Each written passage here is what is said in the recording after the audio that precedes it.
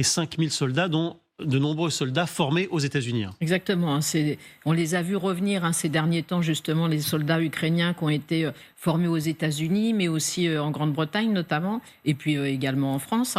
Et c'était justement la conjonction de la formation de ces soldats et de l'arrivée sur le terrain des armements lourds occidentaux qu'il fallait avoir à l'esprit, parce que l'un ne peut pas fonctionner sans l'autre, bien évidemment. Et comme l'a rappelé Charline, et comme le disent eux-mêmes les militaires ukrainiens, ils savent qu'ils n'auront qu'une seule chance. Ils ne pourront pas lancer plusieurs vagues d'offensives. Donc il faut évidemment mettre de leur côté toutes les chances possibles et toutes les réalisations qui sont tellement importantes en matière de formation d'hommes et de livraison du matériel militaire.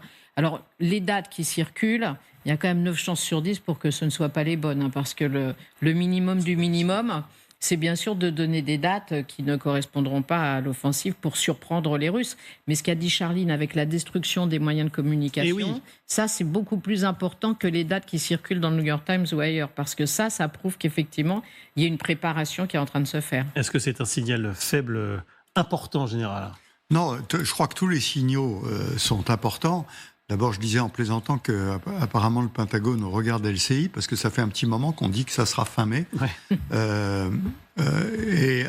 Mais ce qui est très intéressant, au passage, les images qu'on voit là, très intéressant, parce que vous voyez que les matériels qui sont montés ne sont pas les matériels occidentaux.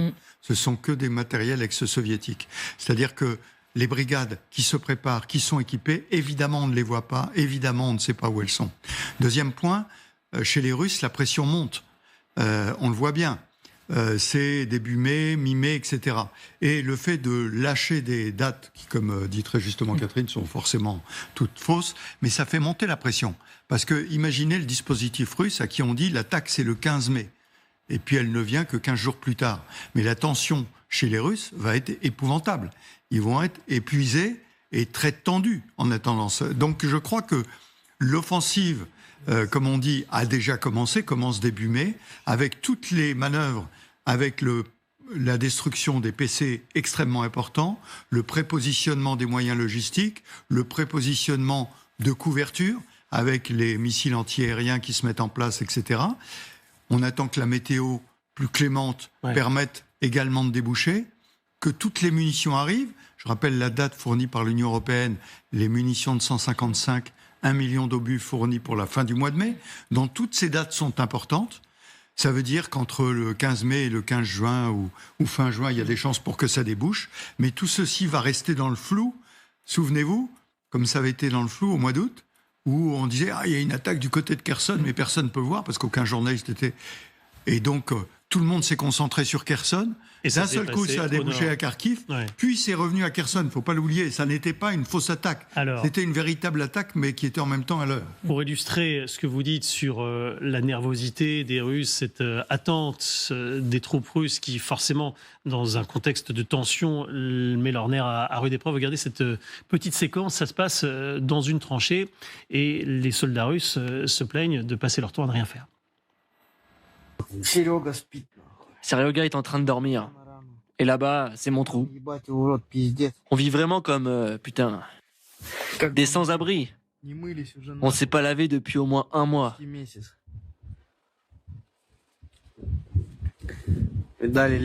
La forêt est complètement détruite. On nous frappe avec des mortiers et des chars, pendant que nous sommes assis comme des rats.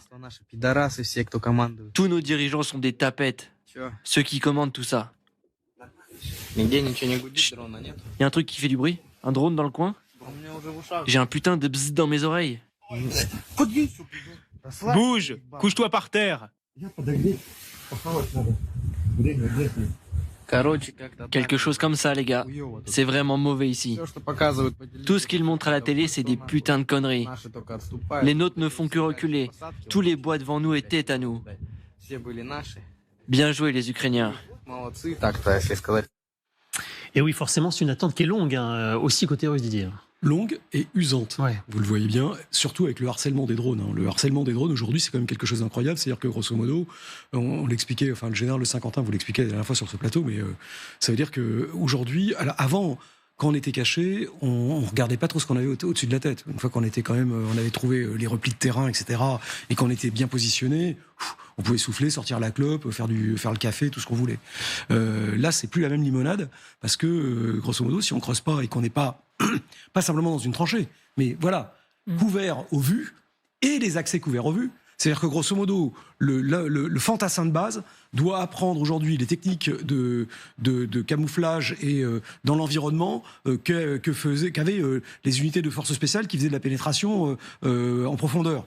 Avec la cache, le déblaiement des accès, attention aux odeurs, attention aux visus, attention aux branches cassées qui vont au milieu du verre, etc., qui vont commencer à jaunir puis à devenir marron. Donc ça fait, bon, c'est des choses qu'on a en tête quand on est formé, mais c'est très mobilisateur et c'est pas le truc de base du mobilisé. C'est des compétences. Surtout, ce qui est dur, c'est de les tenir. Les mesures de sécurité. Les tenir 1 heure, c'est facile. Les tenir 2 mois, c'est compliqué parce que c'est usant, les mesures de sécurité. C'est la même chose d'ailleurs pour la sécurité informatique. C'est toujours comme ça qu'on s'est plombé.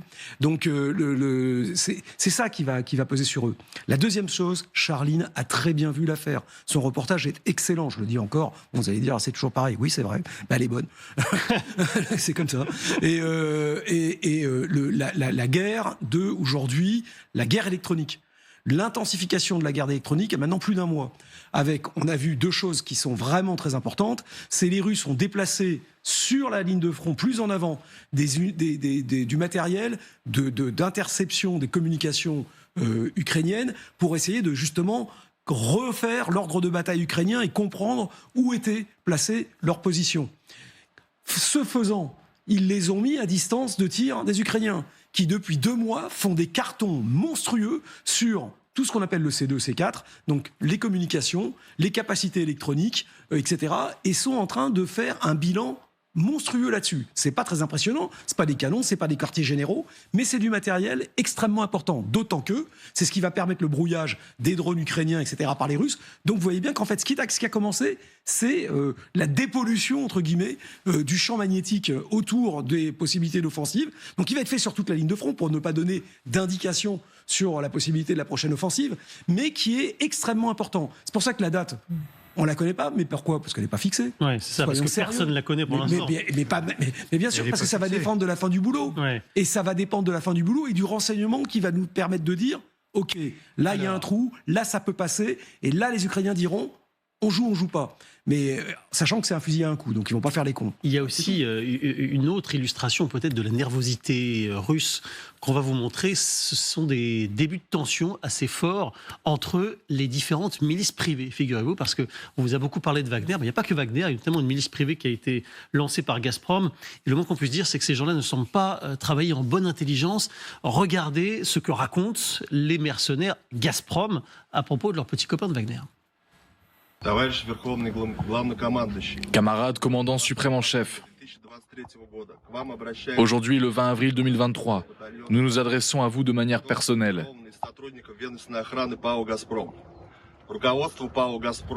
Nous sommes un bataillon de volontaires qui s'est formé pour être gardien de Gazprom.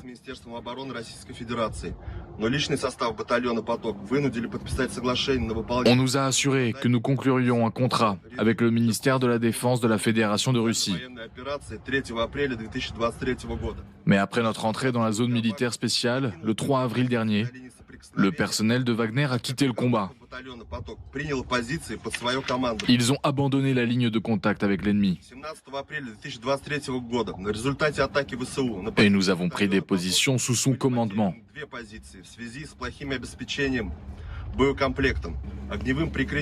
Suite à une attaque et en raison d'une mauvaise gestion, notre bataillon a perdu 2 positions. Wagner, après en avoir pris connaissance, a réagi avec agressivité et nous a menacés de représailles. Voilà, ça dit quand même, Catherine, des choses sur l'état d'esprit en ce moment côté russe, ces tensions qui apparaissent entre les milices. Oui, parce qu'il faut savoir qu'en gros, il y a une petite trentaine de milices. C'est vrai qu'on parle toujours de Wagner, mais en tout, il y a une petite 27, je crois exactement, milices en Russie qui se sont créées, comme celle de Gazprom, dont effectivement on parle assez rarement. Mais c'est dire à quel point les conflits sont quand même assez intenses entre ces différentes milices et entre les milices et l'armée. Parce que dans l'interview de Prigojine qu'on a entendu juste avant, il est revenu sur le fait que l'armée russe ne lui donnait pas suffisamment de munitions et qu'il n'avait qu'à peu près 3 semaines de réserve. Souvenez-vous, il y a quelques mois, c'était déjà ça, où il expliquait son échec à Bakhmout en disant on ne nous livre pas suffisamment de munitions. Là, c'est revenu son leitmotiv. L'autre chose, c'est concernant l'avenir de la Russie. C'est-à-dire que le jour où la paix reviendra, éventuellement, que vont devenir ces milices? Que vont devenir ces gens qui auront été des chiens de guerre, qui auront passé une partie de ces années sur des terrains particulièrement durs, qui vont réclamer quand même une certaine reconnaissance éventuellement, qui vont vouloir peut-être intervenir dans le système politique russe. Si on voit le degré de haine quand même déjà qu'il y a entre eux, on peut imaginer ce seront des gens armés qui sauront se battre, qui vont rentrer dans la mère patrie, la Grande Russie. Qu'est-ce que ça va donner au lendemain de cette aventure ukrainienne? C'est quand même une question assez sérieuse pour le pouvoir politique russe. Et c'est une question que pose, figurez-vous, Evgeny Prigojine lui-même, avec ces mots que vous allez entendre sur l'après et qui sont assez glaçants. Écoutez. Une fois qu'il y aura une lutte de pouvoir, chacun aura besoin de sa propre armée privée. Ce sont des gens qui ont de l'argent. Ils pensent que c'est génial d'avoir de l'argent.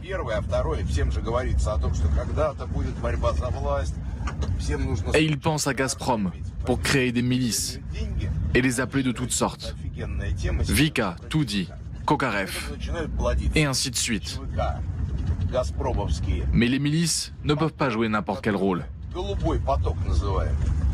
Incroyable en général de l'entendre dire ça. Oui, complètement. Et pour revenir à l'expression de la milice Gazprom avant, 2 points absolument extraordinaires.